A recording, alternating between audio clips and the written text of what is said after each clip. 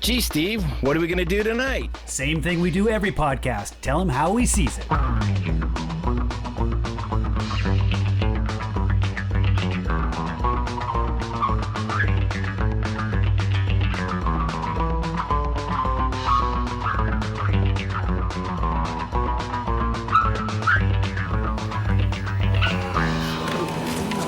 那在下就失礼了。呀，等等，走。呀！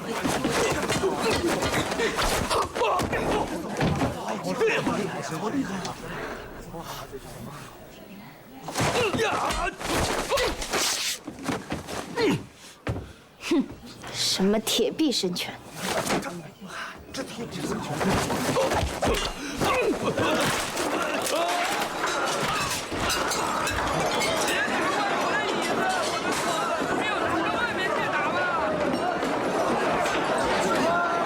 厉害的点穴法，在下花影无踪飞刀长。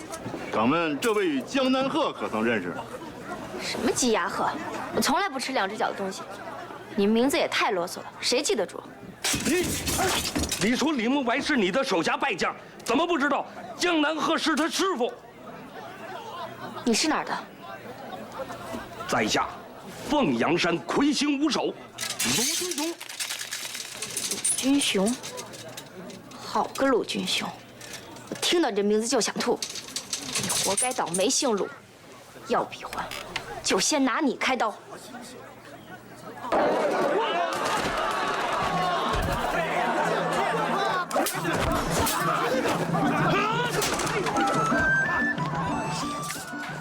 All right, here we go. It's How We Sees It, episode 313. We're doing 313. We're doing our throwback for December of 2025. This time we're going back 25 years to 2000. We're doing a Oscar-winning movie that was released, and we're doing Crouching Tiger, Hidden Dragon. This was on our list to do as throwbacks, but it was also a listener request. From our listener Andrew. Thank you, Andrew, for letting us know that you wanted to hear about this one, because it was on our list, and that just is a good kick in the butt to get us to do it. Yep. So that's awesome. If you want to hear something or want us to cover something, have a discussion on a movie, let us know.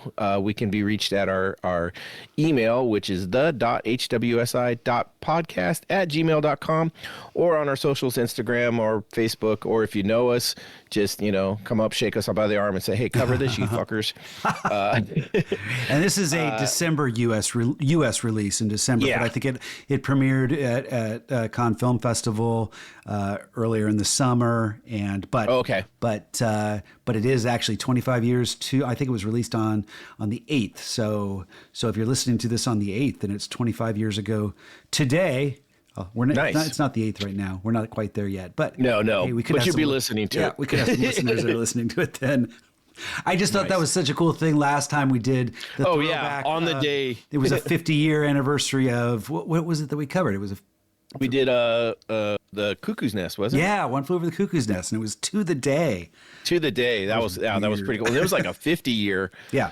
That was nuts. Yeah, that was cool. That was actually really cool. And, a phenomenal movie that's still talked about today, just like Crouching Tiger, Hidden Dragon. This is something that broke, just kind of broke things that were happening. Like this was the first international release, and the first movie to go over like 100,000 in the U.S. or 100 million domestic in the U.S. from a foreign film and stuff like that. The cool thing about this to me is it's got some of the old school kung fu movie style fights in it, which as a child growing up, I fucking love. Sure. It reminded me as I was watching this of Kill Bill. You see some of the things. It's like, oh, I bet, maybe that's something that Quentin Tarantino was I know he was borrowing from a lot of the Bruce Lee and older movies and things like that. But I think he even went back even further. Yeah. To like the wushu movies and stuff. So I reached out to a high school friend of mine, Kendrick, who I know is another big fan of martial art movies and kung fu and stuff. And I had to ask him. I was like, hey, dude, what's your absolute favorite must see kung fu movie, and it's funny enough, he had the same movie I had, which was Five Deadly Venoms. Oh. And it's just one of those, it's such a good kung fu fighting movie. I asked him, he actually does not like Kill Bill. That's okay. and I told him, I get it. I don't consider Kill Bill a kung fu movie, although the Killer 88 scene is pretty kung fu related, Right. Old school kung fu.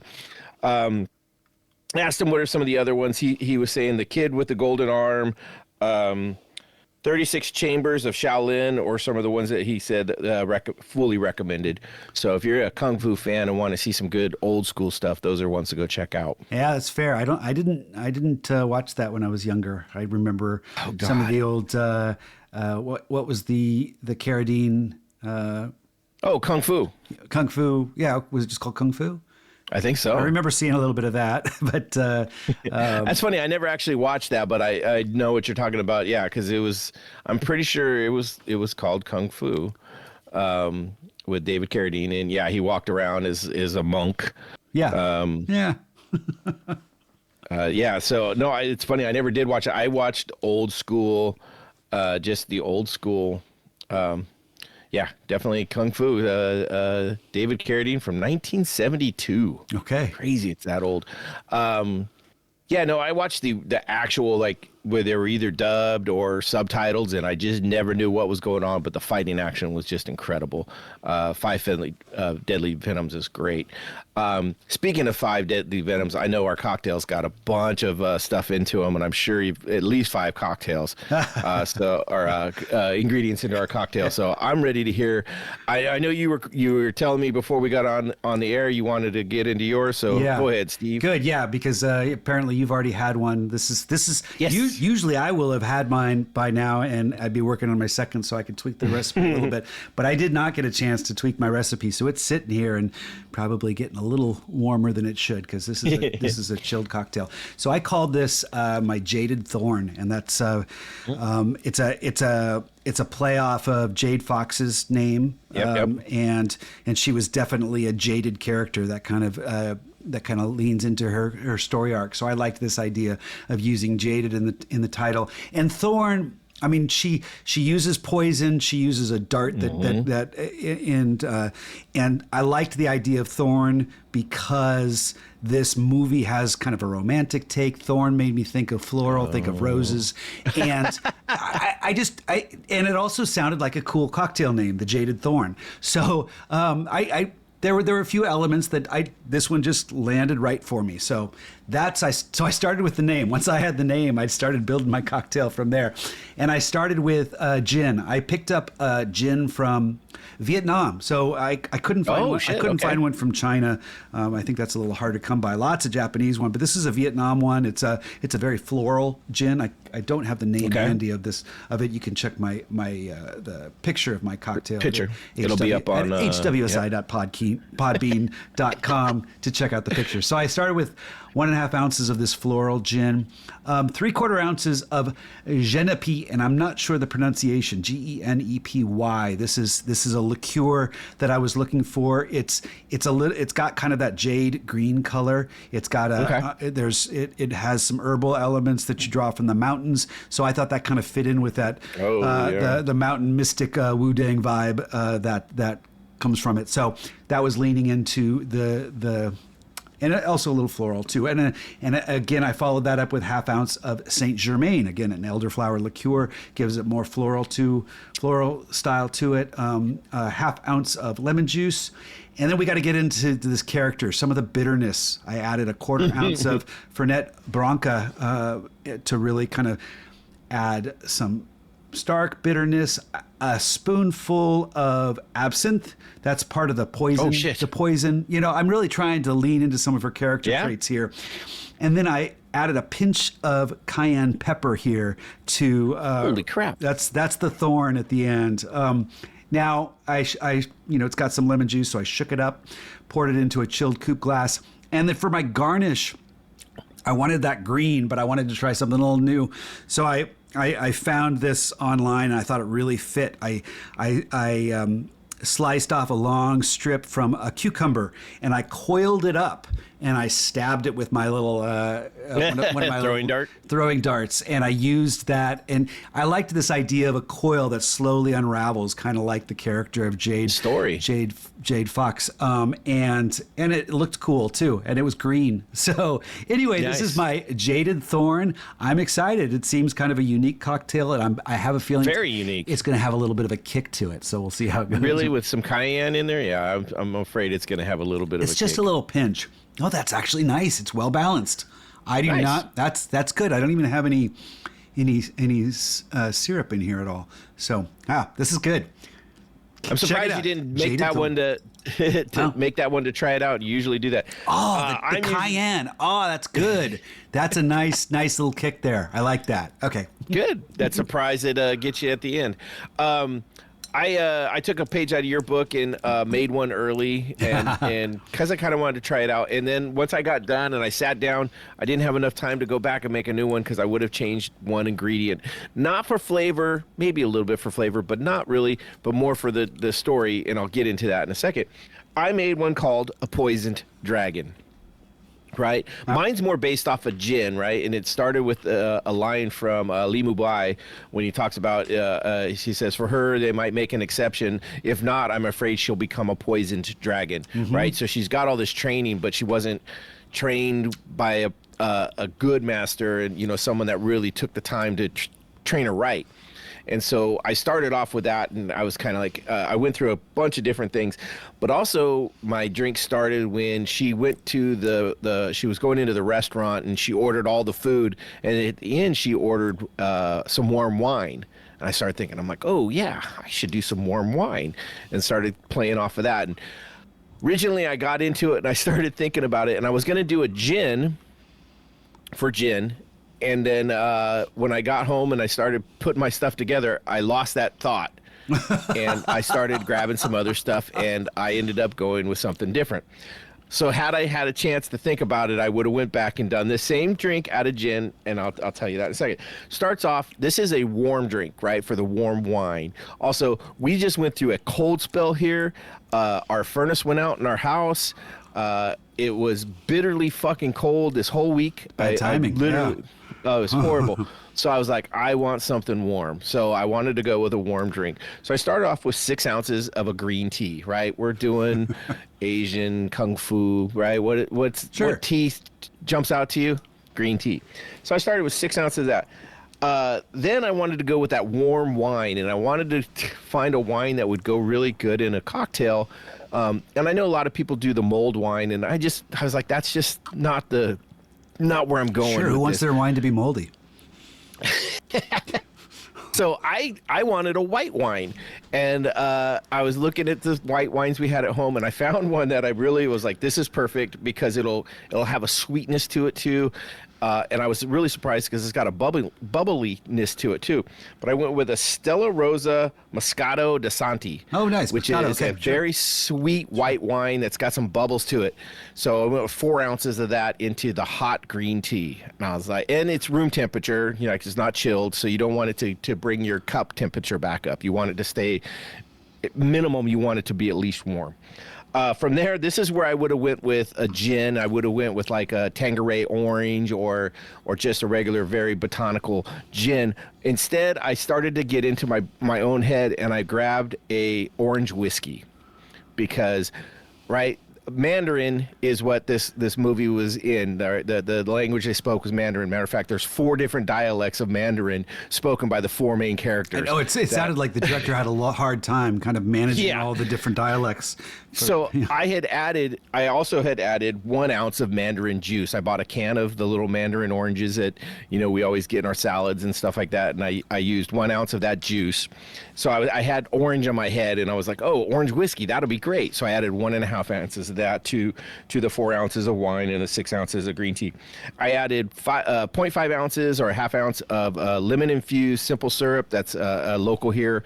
It's really, really good, very tasty. It's got just a hint of lemon to it, just adds a little bit of extra flavor. And that is basically the drink with the Mandarin orange juice in it.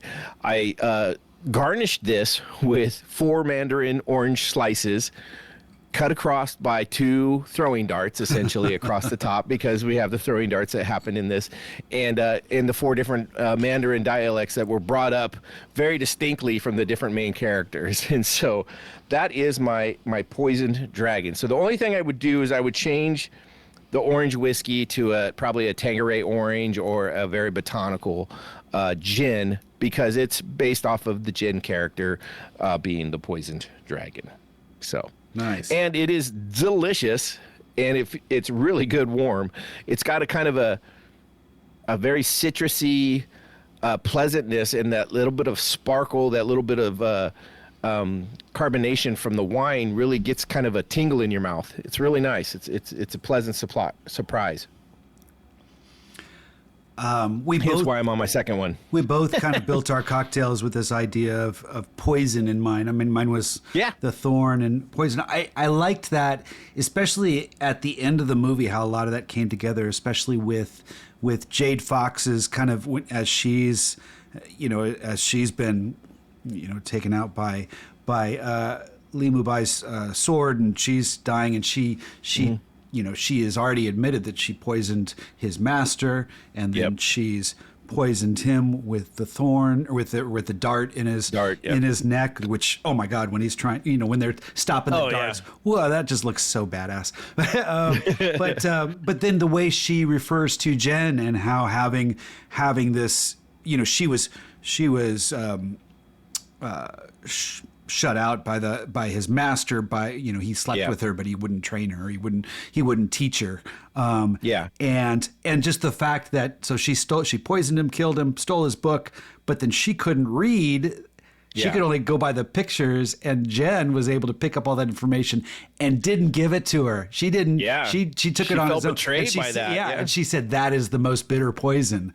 I mean, at least you and I both watched the dubbed version, the English dubbed. I'm sure the subtitles would have been the same way. That was a debate on whether or not to try to track down the dubbed version or the subtitled version. I did watch it in the theater back in 2000 in subtitles. So, because I think that's all it was released. So when we only had it available dubbed on our platform. Yeah, here's the quote from Jade Fox at the end there. Okay. He says, "You deserve to die. But the life I was going to take was Jin's. 10 years I devoted to you, but you deceived me. You hid the manual's true meaning. I never improved, but your progress was limitless. You know what poison is? An 8-year-old full of deceit." Yeah. That is poison. Yeah. I was like, ooh. That line really resonated, and it kind of, the movie to me has a lot of melodrama, and sometimes it takes its time and stuff, but that line elevated her character in my thoughts to where the movie stuck with me more than just the last scene when the rolling credits. And Jade Fox was an older woman in this movie, but she was also kind of the queen of the martial arts movies. That's Pei Chang. Oh, was she? Okay. Yeah, she was like the leading woman in a ton of just martial arts movies. And I mean, she worked forever, it seems like. I'm looking at her IMDb, and she stopped. She was in Mulan, was the last thing she did, the live action Mulan in 2020. But she was kind of known as the queen of kung fu for females. Okay. So I thought it was kind of cool, and she started in 1964, so going on almost 60 years of working in movies and stuff like that. So you mentioned Mulan. The animated one came out like 2 years before Crouching Tiger, Hidden Dragon. I believe it was 1998, and I think that was one of the reasons why Ang Lee wanted to make this very much for Western audiences, not just he tried to bridge it a little bit, because he he got some financing from America, and really catered a lot of the look of the film to be more inviting to U.S. audiences. Just it was definitely done with that in mind, with this like opened up, the U.S. market, the Chinese market, and everywhere else.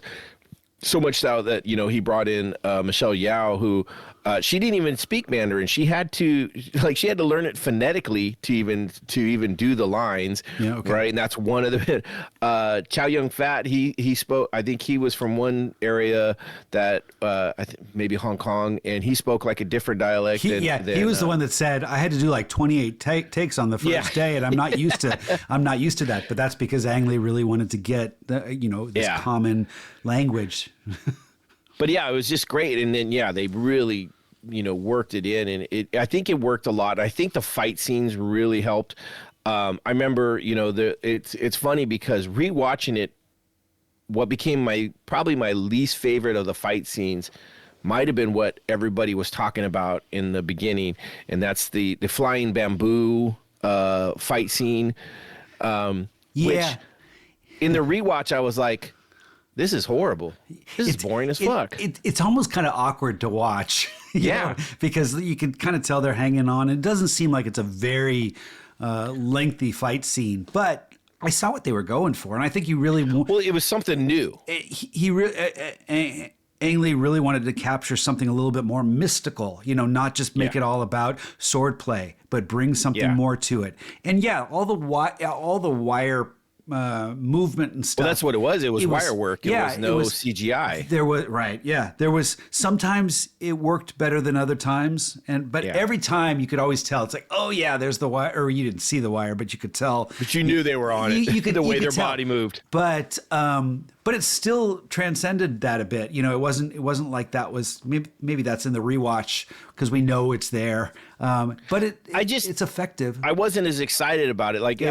This was a harder one to watch now than it was back then. And I think, just the way things are, the phone test is now a much more ridiculous thing because it's so much easier to go to your phone when things get slow. And this has some very slow moments. But when those fight scenes are going, and then not only that, but this is a very interesting movie where it's very female led. If you think about it. Oh yeah. Right. I mean, Michelle Yeoh and Zhe Zhang, I think that's Ji Zhang as Jin, are the two. They have two of the best fight scenes in the whole movie. I mean, there's the very first one where we don't know. I don't know if she had the baby jade or whatever, the foxlet, when she steals the sword, the fight with that that one is so good. Now, the interesting thing is Michelle Yeoh, she is a martial artist, right? And she knows how to do the fight scenes. She actually, did a lot of them. She blew her knee out in the very beginning, blew her ACL, had to wait and get it fixed to come back to do all her action scenes. Oh, wow. Yeah. And I mean, and that's not a quick fix. That's like a minimum 6-month type thing. She was, incapacitated, but she is a true martial artist. Jin Zhang was, or Ji Zhang. I'm just going to call her Jin so I could quit fucking up her name. Yeah, Jen. That works. She is not a martial artist at all. She was a dancer.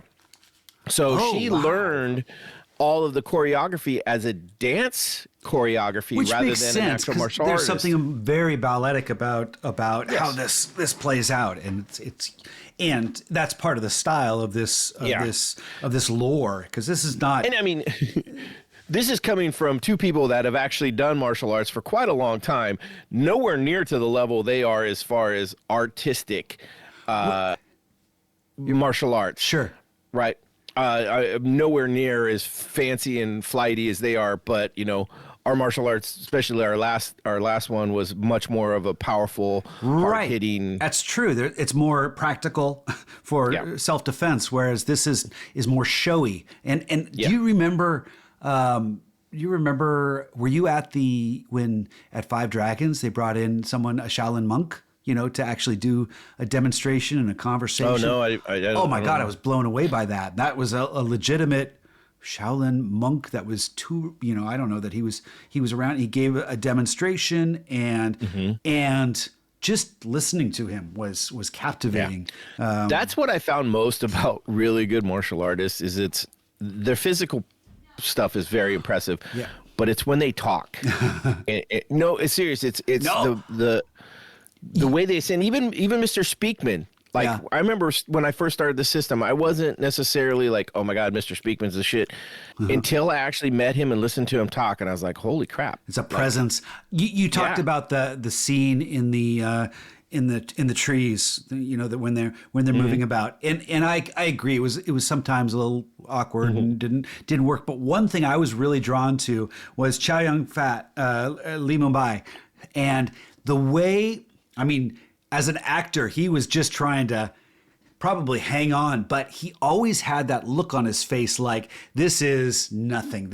You are This is just every day. This is every day. There was something about his presence, even when he's hanging off a branch that's just like wobbling around, and he has that look on his face that Very stoic. Yeah, like, oh my God, you know, this is something that you just can naturally do. And I was thinking, like, as an actor, he's probably just like struggling to keep that expression on his face to make it look stoic. But it worked. I mean, he was able to own those scenes enough to where it could take you out of like, I'm not focusing so much on kind of where his feet are, you know, slipping on the branches or, you know, how that's all working. It's just, they were. you look at his face, it's like, oh my gosh, he is owning this, you know, this scene. He is, yeah.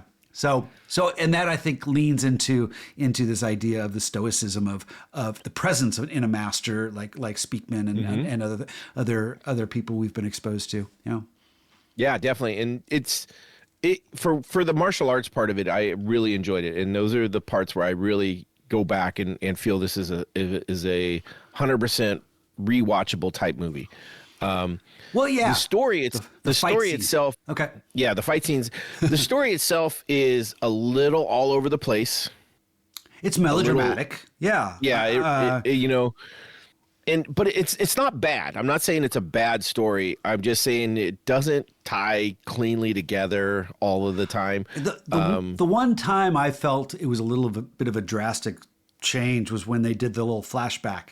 Little is probably the wrong word, because it was an extended flashback. It's a big flashback when they went Lo. to Jen and yeah, the Dark Cloud, you know, where it was how they met, and the comb and just it seemed very much it didn't flow, and it was a big part of the movie, and I wish that it breaks the flow of it a lot too. Yeah, I felt like, wait a second, I'm interested, I'm invested, and now suddenly you take me to this very long-winded little exposition that and introduce a new character that we have to kind of wrap our heads around, which was a struggle. I think it worked in the end, but.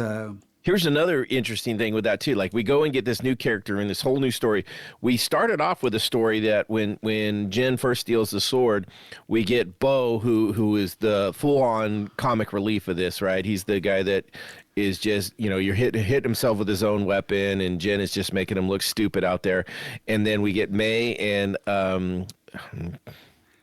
Tsai. I'm gonna say it's Tsai. I don't have all the names of the supporting actors up. So yeah, he was they said that they were circus performers, the but one he that was ended really up being the cop that came with his daughter, and yeah, and so they're part of that big fight in the beginning. Yeah, and then, you know, it's almost like they put them in there just so that they can kill the father, and then, you know, to show how badass, you know, the Jade Fox is and how cruel and everything is.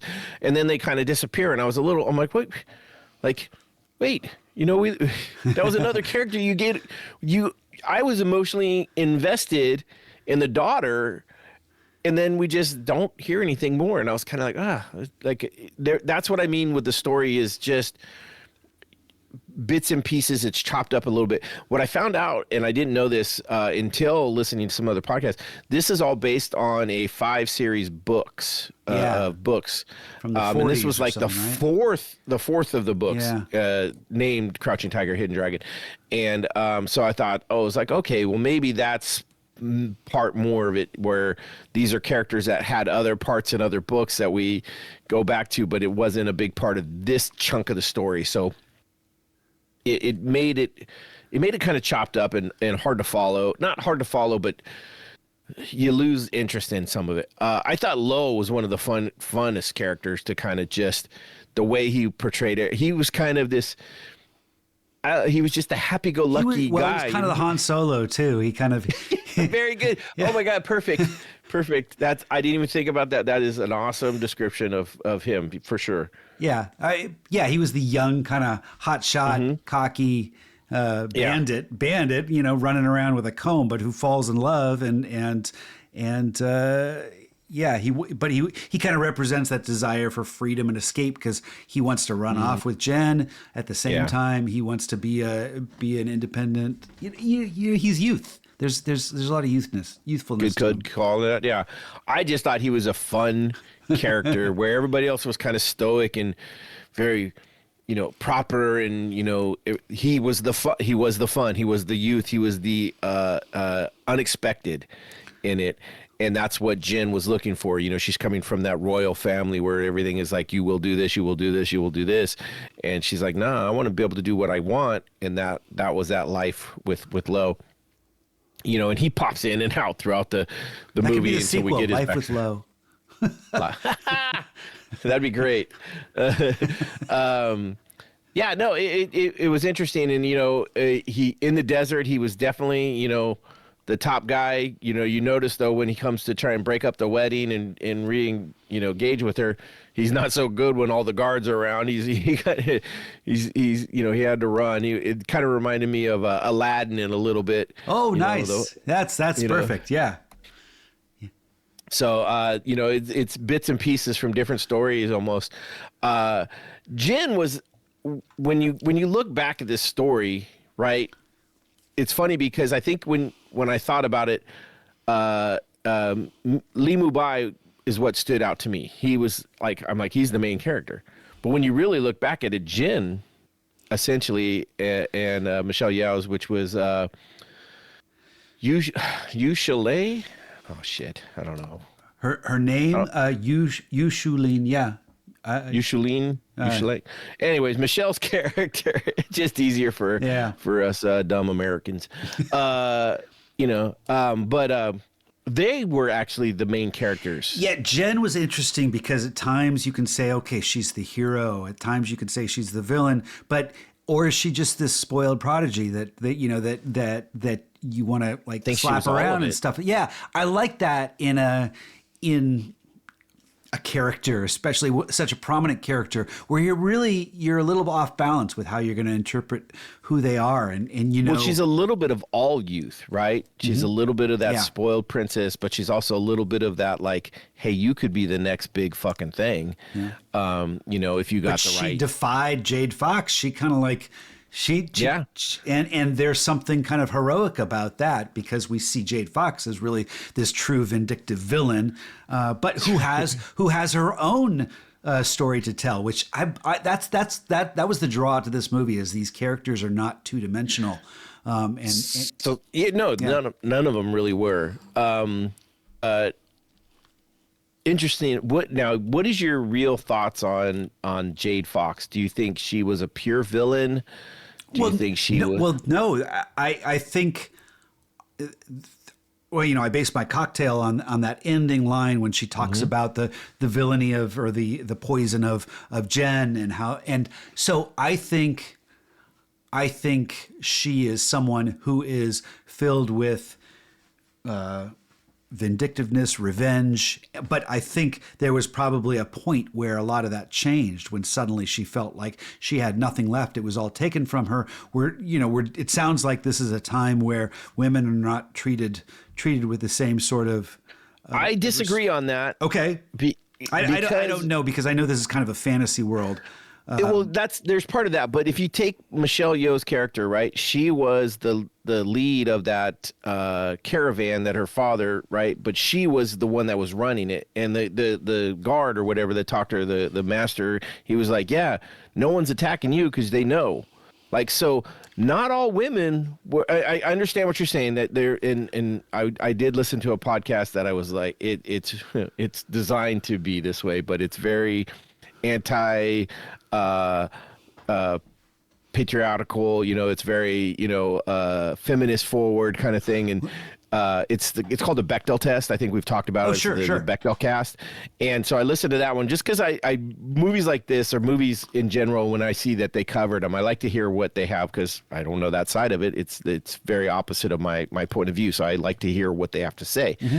They were saying that Jade Fox was wronged and she was this hero, and they were like, she was actually, and I was like, well, I disagreed wholly. Again, I'm trying to play the both sides place by saying this character was interesting because she was. I didn't say she wasn't interesting. No, I know she was denied Wu-Tang teaching because of her gender. She I wrote some of this stuff down. She was used by the master, but denied respect or advancement. She shot. Well, that's from her perspective. Exactly. So her cruelty, manipulation, murder remove her moral weight. You know, she turned into a villain, but through her actions, she creates Jen through abuse rather than mentorship. Yep. I mean, and she became what she hated. So I think all those things are fair to consider. I don't think it's fair to just kind of land on one side of the aisle and say that's what I was really surprised. I was like, well, no, I mean, I get it. She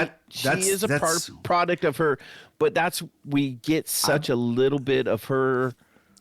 No, what turned her. Yeah, to me, this is what I mean. Movies don't give you the whole. This is where, you know, when we have friends, we want more sort of backstory. Well, I know we.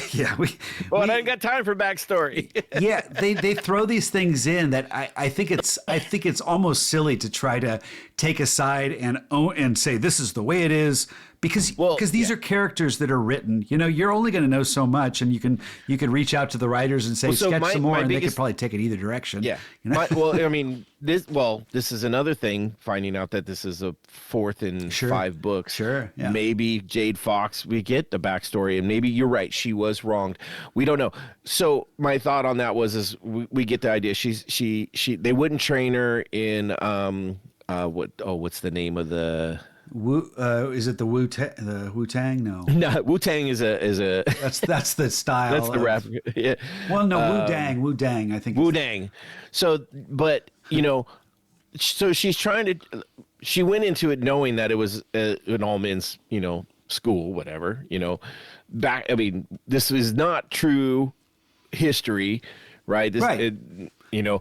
So, but we know, especially the fact that it was, you know, back in at least between somewhere in the 14 to 1800s. I think it said 17th century. There were some writings or something. I was reading that that they never said what it was, but you could see that in some of the writings. But it's like, so okay, you want them just to change for you, whatever. We don't know if she used, you know, her sex appeal to try and change the guy. We don't know if he was just a lecherous old man. We're just taking her word. You can sleep with me, but you won't teach me. Sure. Well, and we could also look at, I think it's fair to look at Li Mubai and who he is in front of us and say, if his master was like that, then obviously, you know, Li Mubai is all about wanting to train Jen, very much accepting of that. And I don't get the sense that Li Mubai has gone through some sort of revolt against his master or something like that. So it's likely he is in his master's image, which means it's more likely that you're right. And then we also get the fact that Jade Fox is a murderer, not just at one, but we get at least 2 accounts of her being a murderer. Yeah. Right. She murdered the master of Li Mubai. She also murdered the mother of May and wife of the cop. And also the cop as well. Right. So to me, it's like, if you could just murder people, like, I mean, she was ready to kill all of them. No, there comes a point where you've crossed a line and you are all pure villain. It's just, I think it's still fair to look at their previous story arc and see and try to understand what got them there, and if there was previous good that makes what brought them here something worth exploring, that maybe it was made out of something more than just, you know, someone's inner spirit is just right. You get wrong, evil. You know, that's but you don't, that your actions don't always. No, but you go down that road. It doesn't validate it. I agree. I think bad things that happen aren't validated by you can't validate your actions because of wrong, but it is fair to say there are consequences to doing things wrong to people that come back at you. It doesn't mean what those consequences that come back at you. Anyways, I was just fair. surprised. That's something you should expect. I was really surprised that someone was like, "Oh no, she's like she was this main character and she got wrong," and I was like, "Holy crap! Okay, remind me never to wrong you, because you're okay with all that shit."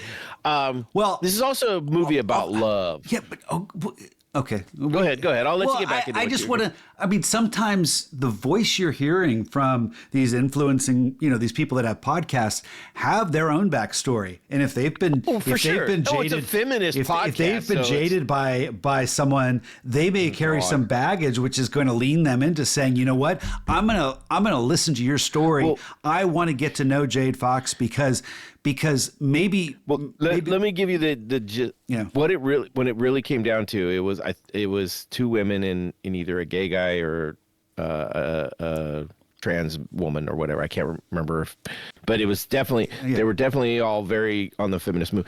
Their biggest thing was like, oh, he'll have sex with her, but he won't train her. So that already that he deserved to be murdered. Yeah, but see, that I was just looking at things two-dimensionally, and that's what I was like. I was like, oh, that's a mistake. Okay. Yeah. That's why I was like, oh, I mean, I enjoyed what they had to say too. And I don't. You can't draw a conclusion from one thing. Yeah. Right.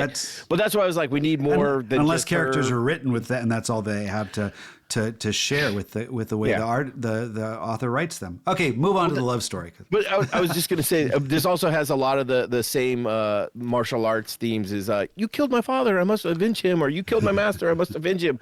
There's multiple of that in here.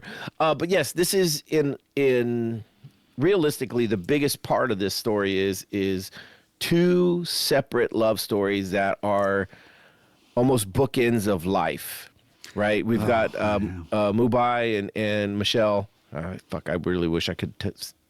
But theirs is we knew we loved each other, but because circumstances we didn't follow through, and we've lived our lives this way, and we've lost our time. Oh, right. I know. And it's just you're like, every time they're together and you see it, you're like, oh, come on, just do your thing, man. You're like, you guys are, and so many times they're like, oh, so close, and then someone interrupts them. Oh yeah, that time when he comes and you think he's there because he was called there because the sword was stolen, and he's like, I didn't even know it was gone. Yeah, it wasn't. It isn't until she gets almost all the way through her story, and he's like, well, yeah, I didn't know it was the sword was stolen. You just told that to me. You're like, well, why did you come? And then it's that moment of silence. Yep, and he's like, exactly. He was going to express his love. I came for that booty call, but this kind of sidetracked that. Yeah, which makes his final, what he says in the end, so much more powerful. When she's like, don't say anything. You need your strength, or I'm not worth it. And he's like, fuck that. You are. Everything, and I would rather be a ghost. Oh man, some of the stuff he says is just it's very heartbreaking. I do this most weeks. I go through IMDb and the quotes, and I snag out a bunch of them, and I put them on some paper, and I print it out, and I bring it home with me. About 85% of the time so far, I've printed it out and forgot it. So it's still sitting at work on the printer. And some of those were the ones that he had said were because of that. But it's that touching. It's like, don't let life get in the way. Don't miss your chances because you're trying to do all that. Because I mean, he says, I was this traveling master, and she kind of was the same thing. And they're these, almost superheroes in a way. Like, Jen is just amazed to meet Lee Bubai because she knows about, you're like, oh, he's a traveling master. That's what I want to be. And she knows about her, Michelle. She's like, oh my God, you're so cool. And I want to be like you. And they're like, yeah, this really isn't the life. We fucking sleep in fucking hay bales. We don't get showers. We don't get to eat all the time. And like, oh, but so that's that missed opportunity love story. And you're like, fuck, it's so powerful. Well, but is it beautifully restrained or emotionally frustrating? It's kind of got it's both. I know it hits on all levels. It's romantic and tragic at the same time. Yes. Yeah. It's romantically tragic. Yeah. And then we get Jin and Lo, who are the young love, right? The love of adventure, the love of going against what society tells you have to be. Isn't it interesting seeing that? I mean, I think when I first saw the movie, I was probably in my, I think I was maybe in my late 20s, almost, or maybe 30 at the time. But now I'm, 55. And now I'm looking at that going, that's a love you don't want to just give into. That's not gonna pan out. That's you kind of, I'm a little jaded in my point of view on young love. But again, that's I think what they're trying to represent. Well, I saw it as more than just like the other one was the missed opportunity love. This was the taking the opportunity. Yeah. The grass is greener love, right? She's the princess. Well, it's the Romeo and Juliet. It's the 100%. Yeah. And so it kind of hits all of those. It's funny. It's this movie. I totally forgot Lo was even part of this movie. When I had originally watched it when it first came out. Yeah. I'd probably seen him more times than that too. I had forgotten he was even part of this movie. The stuff I remembered was the damn tree flights and the fights, and the unequated love that didn't happen. Like that's what I don't remember the young love story. And it really resonated this time more when I realized, oh shit, that's really what this movie is about. It's actually more that than the other. So yeah, it's kind of interesting. Like maybe when you're looking at it, young love, you don't see it as much when you're younger. And you just see the action and I think that's the sort of stuff, when you're watching a movie like this and you see all these great action sequences, it's like, oh man, this is awesome. Yeah. Those scenes have some rewatchability, but that's not the stuff that kind of hangs out in your mind when they affect certain emotions and ideas. And even the end, there's a lot of ambiguity at the end and kind of they throw you off with who lives it's a and horrible who dies. ending. It does not feel satisfying, but it also isn't like a happily ever after bow that they put on the ending. 100%. Which, to me, that keeps it in your mind. That makes it kind of resonate and percolate, and you think about things and try to understand what does it mean when she launches herself off the bridge. Is that suicide? Is that? But there's well. There's a thought, and I don't know if it's been asked of Ang Lee specifically, but why he ended it that way. And the thought is that the way it's ended, you could look at it any way that you want to. It's the ambiguity. And it Absolutely. works. Right. You could say that the story is that, the story that Lo tells is like the person jumped off and was never seen again. So they don't know if they died, but he knew that the wish was granted and fulfilled. And there's a lot of risk in ambiguity, especially at an end like that. What's the movie with Michael Keaton where it's a one shot where he's he's that bird, he's got Birdman. Yeah. That's kind of following over. And the very end of the movie is kind of the same thing where it's one of the characters. Who's the character, the redheaded character that was in the movie that won the Academy? Well, she was also in the jazz movie that was announced as Academy Award Best Picture, but then it turned out they read the wrong card. I'm sorry. I'm just trying to remember her name, and we'll get a text. From Bo. Yeah, Bo. To tell us it's Emma Stone. Emma Stone. Yeah, I think she's in Birdman, right? And she's the one that looks out the window at the end, and you see as it seems like he's jumping out, and then her gaze looks up. And it's like she's following as he's flying off. That there's a certain. That's something I'm just thinking about after watching this movie is that, she's following. Is she flying? Is she transcending? Is this just part of the myth? I mean, obviously we've seen that she can fly, so. Right. Yeah. That was that exactly. So, and the other thought is like, she realizes that her life and her choices had created all this horrible things and she just couldn't live with herself. So, it covers both sides, and it depends on how you want to look at it and stuff. So it's very interesting how they do that in this one. Does it also kind of diminish suicide Yes. in the sense that, she can fly, and so it doesn't represent suicide. You can't say that her leaping from a bridge is suicidal when she can fly. So it's almost unfair. It denigrates. They can float. I don't know if they can fly. I know. I'm just spitballing here, but I mean, it almost I know it almost diminishes what it takes to drive someone to suicide when they've taken a lot of that away. I don't know. I'm just you're right. I mean, it is one of those. But that's where it's very strange, and it's the story from Lowe is like he made a wish and was never seen again, but he knew that the wish was fulfilled. In this, she says, "What is your wish?" and he says that we could live together, I think in the desert, or be back together, or whatever. And then she jumps.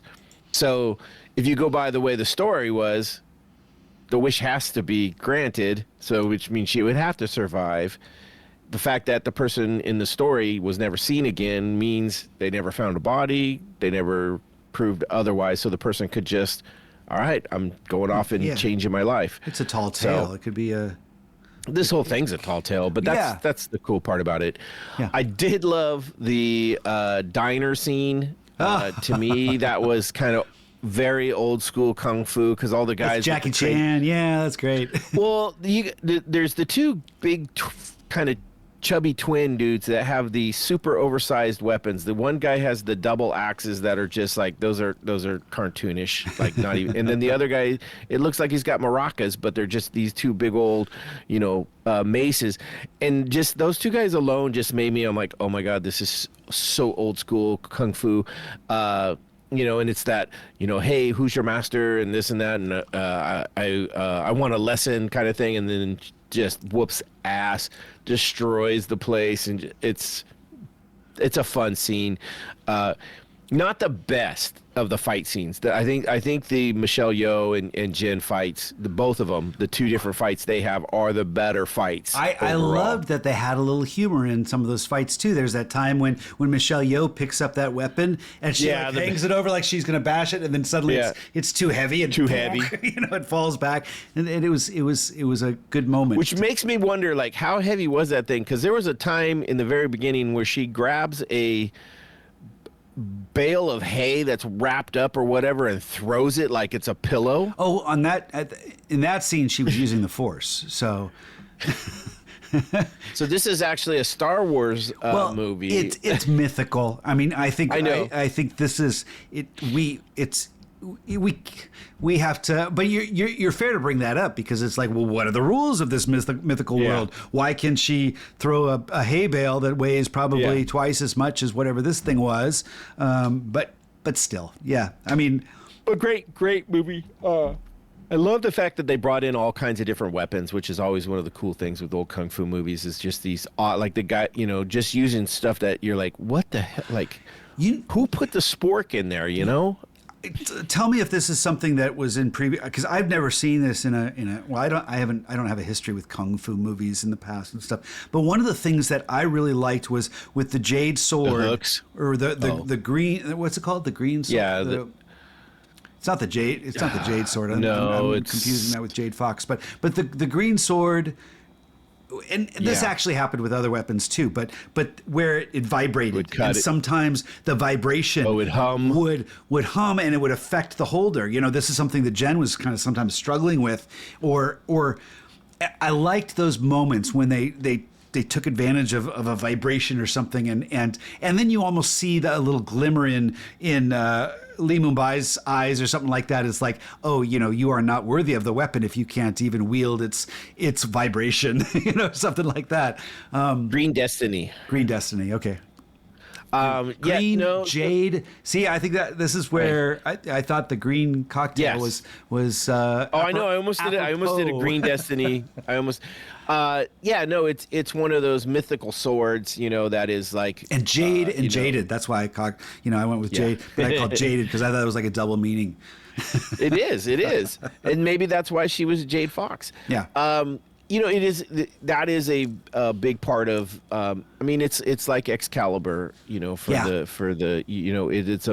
a mythical sword. It's a and I don't want to say angelic because it's not the right, but it's got its own, mythos and things like that. And so, yes, there you will find that in other martial arts movies where there is one weapon that is, above all, and that's what this was. And some sort of farcical aquatic ceremony that goes along with it. Yeah, exactly. So hilarious. But yeah, it is one of the, and that's why, like, when they're wielding it, it cuts through other weapons and just, it can't be defeated. Yeah.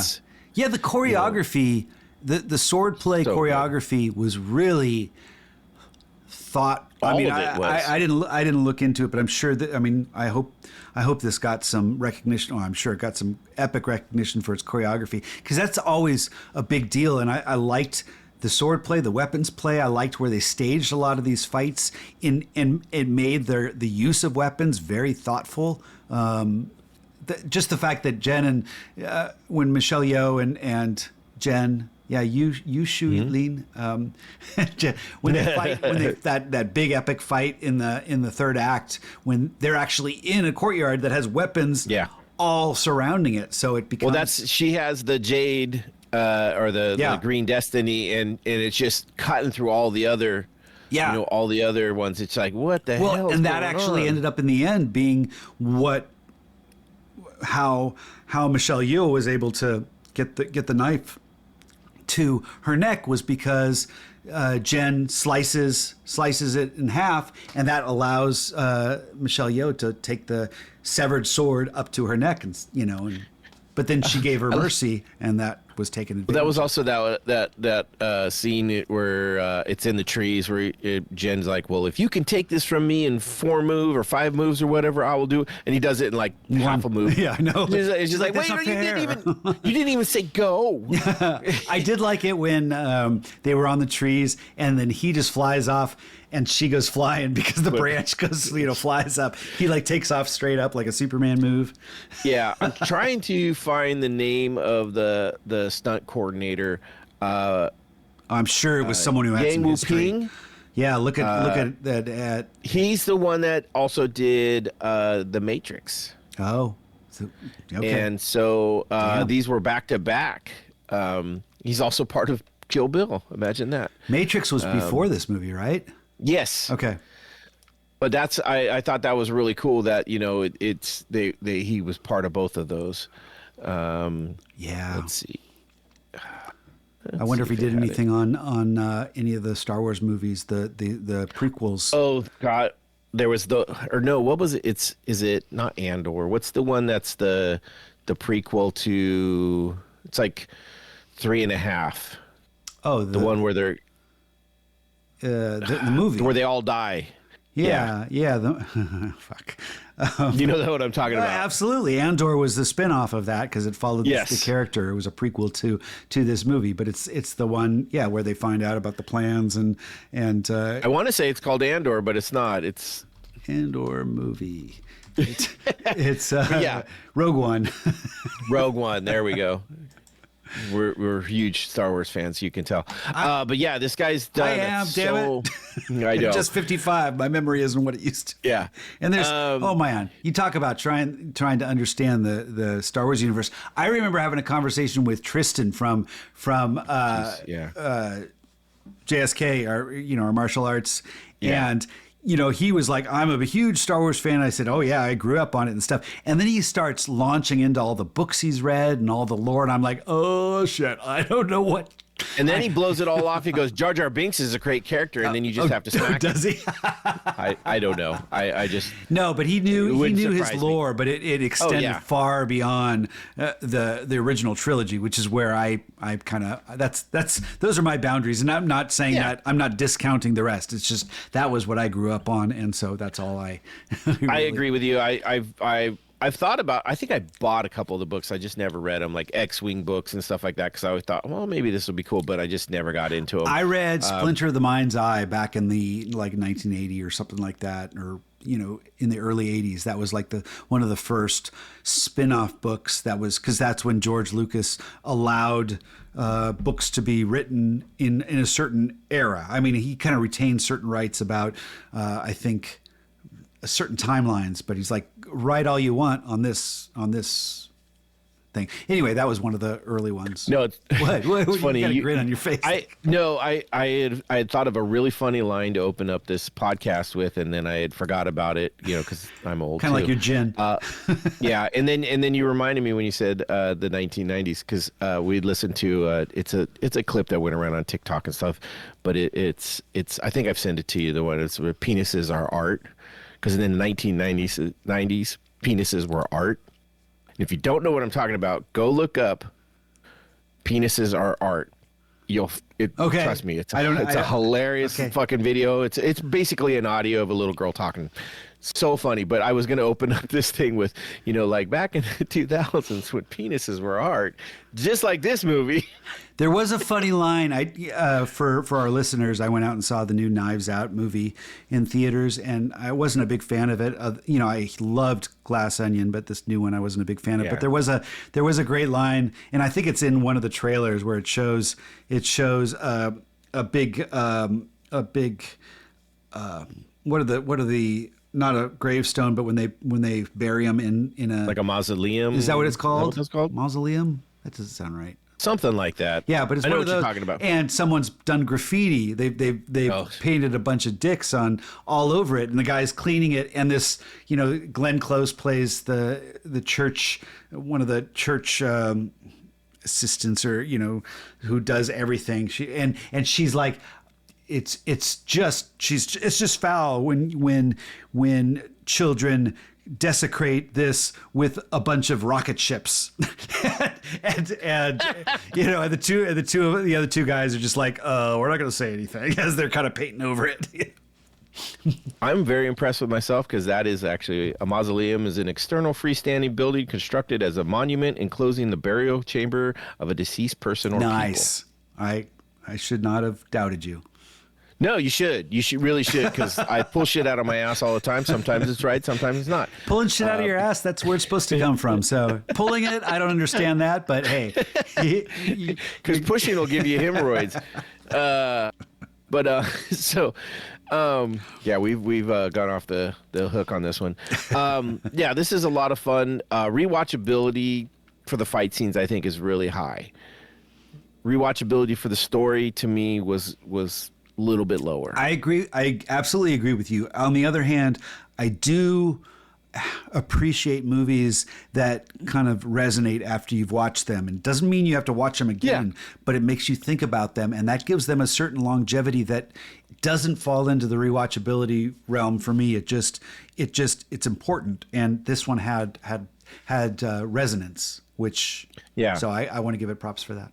I mean, and Ang Lee did an incredible job with this. This was such a good movie, and he's so all over this, everywhere with this. I mean, you go from Crouching Tiger, and a couple years later he does the Hulk, and you're like, what the? I remember Ice Storm. I remember seeing that, and I was really impressed with that movie. That's more of a study of human interaction. It's an interesting, tragic story, but that was the only one that I recognized. Oh, Sense and Sensibility. Oh shit. Well, yeah. That's what killed me. Is I started looking at people were talking about what he directed, and I was like, okay, Life of Pi makes sense. Life of Pi was very good. Yeah. Brokeback Mountain, very good. Hulk. What? But that's what kills me. I'm like, what? Sense and Sensibility and Brokeback. I'm like, how do you go from Crouching Tiger, Hidden Dragon to Brokeback Mountain? Sure. What in the hell? I mean, it doesn't line up. Like, you wouldn't put those two in the same bucket. Yeah, and Gemini Man, boy, that was his 1999 thriller. The Wedding Banquet.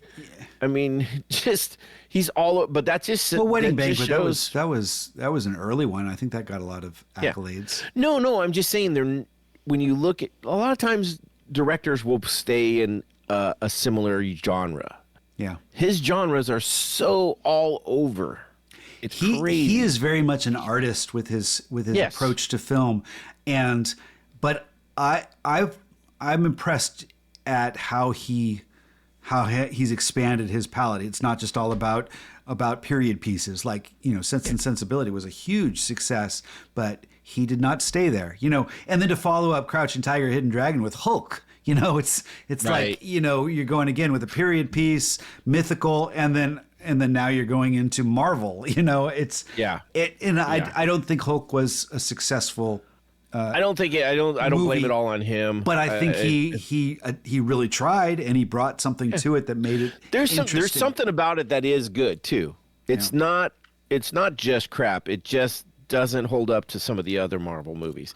And maybe it's because he went a little arty with it. Maybe it's the CGI at the time just didn't work for Hulk. Yeah, that was Star Wars. What's the Star Wars? That room that they use? No. What's their light Industrial Lights and Magic? Yeah. That was ILM that did that. And interesting. I remember seeing an interview with the person that was very, he was a big part of the original Star Wars movies and a big part of the prequels, and they approached him about making Hulk believable, realistic, and it, from what he was saying, you thought you were going to be delivered something epic, and I think it just didn't it failed to deliver, unfortunately. But it's always hard to get human realism out of computer animation. It just later ones worked better. There was something about it that didn't transfer over as well. You see the generational change; it gets better and better. But there's always still some give. Even now, I think it's very obvious when you see something that's computer generated. But I think where CG really has a stronghold is when they're doing backgrounds and more things to kind of enhance an image that aren't human. They're backgrounds and things that All right. So, just curious now, did you know that there was a Crouching Tiger, Hidden Dragon 2, essentially? That's the low... No, I did not. So, there is and it's, I want to say it's a series, Sword of Destiny. It came out it's not a 2, but it's a carry-on. It's the Crouching Tiger, Hidden Dragon, Sword of Destiny. Came out in 2016. It's on Netflix. Michelle Yeoh is back in there. Yeah, but it's got Donnie Yen. Yeah. It was a Netflix thing. Okay, I see. I was just curious. After watching this again, does it make you want to see more? Well, this very much. What's the Netflix series? The one based off the book series. That narrowed it down. No, the one that was. They had the Red Wedding and Game of Thrones. That Game of Thrones and Shogun. There's series that I think this, if it started as a series, if like this was season 1, yes, it would have been like, I'm invested in these characters. Let's keep going. But this was not released at a time where that was and it's 16 years later. Yeah. So I think it might have been more interesting if they launched this as a series afterwards and just said, we're gonna return to that world and we're gonna explore characters through this Wudang mythical martial arts world, and it's going to be melodramatic like the movie was, and we might have teases of some of these characters. I think I would have been more invested in something like that, and I think that might have been successful considering the success of things like I mentioned that are this kind of serialized look at mythical worlds. Shogun is that? I don't think that's mythical. I think that's more historical. No, but but it's still the melodrama. That's funny. So I'm looking at this right now on IMDb, and their little synopsis actually fits the first movie: a story of lost love, young love, a legendary sword, and one's last opportunity at redemption. Now that could have been the synopsis for the first movie. Watching the trailer for this, I would not put that. It looks like it's all fighting, so I don't know. Well, it got a 23% on Rotten Tomatoes, and so I mean, it also needs to be made well, So that's always a risk. It's like whether it's a good idea or not, you still got to make something out of it. So I'm going to say this is going to be a fight forward movie that is incredible to watch fighting with probably doesn't have a great story. The director is Yen Wu Ping, who is the martial arts action coordinator of this and the Matrix and stuff like that. Oh. So he is the director. So the fighting is probably going to be off the fucking chain. But the story is probably should have been put back in the box, kind of is what I'm going to say. Yeah. So, yeah, it'd be interesting. I might check it out if I got, some time to burn. It made $38.6 million at the box office. I wonder what his budget was. But that was probably more China centric. I don't think it. Maybe. I'm not sure if it had a big release. It probably didn't have much of a release in the U.S. Although it did with Michelle Yeoh and her. I'm sure she is the one that helped greenlight it, because could be, if she's going to be in it, she certainly has a presence in the U.S. box office. I think this was the big one that kind of put her on the map, but she's done so much since then that continued to keep her name as a valued. Well, and a lot of it is movies and TV. Interesting enough, I found out too. Like, I know she's been a great actress and does a lot of her own physical stuff. I also found out she was a Miss Universe winner. I think it was Miss World or Miss Universe winner. I was like, holy shit, what?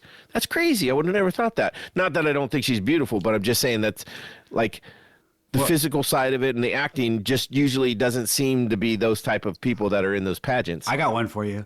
She was a Bond girl. Yeah, I do that too. Tomorrow Never Dies. That was her Hollywood debut film in 1997. Yeah, there's a scene where she's hanging onto the car, and she actually did the stunt, and you're like, that's some crazy shit right there. Yeah, Tomorrow Never Dies. I think that was the second one. I liked a lot of those with that Bond. What's his name? Pierce Brosnan. Daniel Craig. No, Pierce Brosnan. Pierce Brosnan. Yeah. So Jonathan Pryce. Nice. Okay. Coming up next week, we're actually gonna do a double throwback this month because we had another one that we were like, this deserves some look at, and we're gonna do. This makes both Noah and myself both just giggle with nostalgic excitement. It's a movie that has a song that when it comes on, you just can't help but get into, and everybody knows it. But we're going back 40. Is it really 45 years? 45 years, 1980. Yep. Yep, 45 years. I saw this movie on my birthday. This was a movie that I went to go see with friends of mine. I was 10 years old, and I'm going to see this movie. Go ahead, say the title. We're going to go back and watch 9 to 5. Yeah, the ultimate in feminist movement movies. But it's an epic movie. Oh my God! Jane Fonda, Lily Tomlin, and Dolly Parton, and Dabney Coleman. Come on. Yep, Dabney Coleman. Yep. Yeah. So, Dolly Parton's 9 to 5 song. When it comes on, everybody knows it. Everybody rocks out to it. You don't turn it off. You finish the song. I don't. When we do the podcast, I don't even need to do a scene. I'm just going to play that music. That's all. Play the song. Awesome. So join us next week for 9 to 5, another throwback for December, which is a fun one. Thank you, Andrew, for suggesting Crouching Tiger, Hidden Dragon. That was great. I hope we did it justice. Yeah. And if you want to hear something, let us know. And with that, all I can say is, where did it go? All this trouble for a comb? And subtitles below. There you go. Okay. Right. Hail Caesars. What does that mean?